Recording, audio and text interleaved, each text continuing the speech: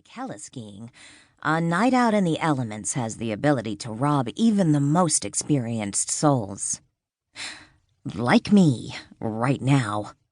I'm holding onto this tree and waiting for Levi, my eyes trying to scan the endless white in hopes of finding him. Finding anyone. My cell has no service, but our radios work, and despite my constant communication with Brett, our team leader back at the base, no one can seem to pull up Levi, and I'm not going anywhere without him. "Riley, come in." My radio crackles as if on cue. I fumble for it and bring it up to my mouth, my voice shaking as I push the button and say, "Riley here? Over." "How is the visibility?" "Over," Brett says. "Complete shit," I tell him, and I'm not sure how fast the temperature is dropping, but it's dropping. I can't see Levi, can't reach him, can't see anyone, can't hear anything. His transceiver isn't even coming through. Over. I'm trying not to sound panicked, but just relaying my situation out loud has it hitting home for me.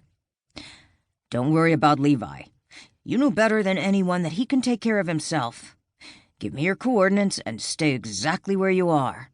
Once there's a break in the weather, we'll send the chopper out to get you and find Levi." He pauses. "Then we continue the search for the skiers. But you're our priority. Over." I sigh and slip the device back in the front pocket of my parka, which is crusted over with snow. He's right in that I shouldn't worry. We've been in worse situations before. There was the time I fell down a crevice and had to wait for several hours before they found me. Once, Levi struck a tree while skiing and suffered a concussion that affected his ability to find his way off the mountain. This is just a storm, and it's not the first time we've been separated while out on the job. Still, something in my heart squeezes, a vice of unease.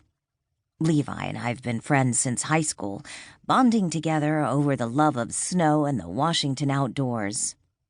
Since I was dirt poor and practically trailer trash back then and couldn't afford a snowboard, let alone lift tickets, Levi, who worked part-time as a lift operator at Mount Baker, pretty much supported my habit.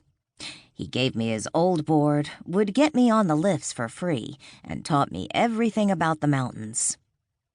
After we graduated, I wanted to get as far away from my family as possible and start a new life somewhere else. When Levi said he wanted to join a search and rescue team, I decided I wanted that too. When he went to Utah to train, I went to Utah. Wherever he got a job, I would follow. That's how we both ended up in Aspen. I love working for SAR. It gives me a sense of purpose, combined with a love for nature and a great respect for the elements. I'm at once powerless and at the mountain's mercy, and yet I'm able to battle against it in order to save lives. But the truth is, sometimes I wish I didn't work with someone I love, because that's the fucking truth. Levi might be my best friend, but I love him more than I'll ever be able to tell him. And in moments just like this one, when his own life is at stake, I'm almost paralyzed by the fear of losing him. It's moments like this that I know I should do what Brett is telling me to do, that I need to stay where I am and wait. But each second that ticks past with a slice of snow across my face feels like a second I could be too late. I need to find him. I let go of the tree I've been cowering beside and decide to keep going. My boots sink into the snow, all the way to my knee, as I leave the relative shelter of the pines behind and trudge out across the open slope. Though I can barely see more than a few yards in front of me, I'm somewhat familiar with this terrain.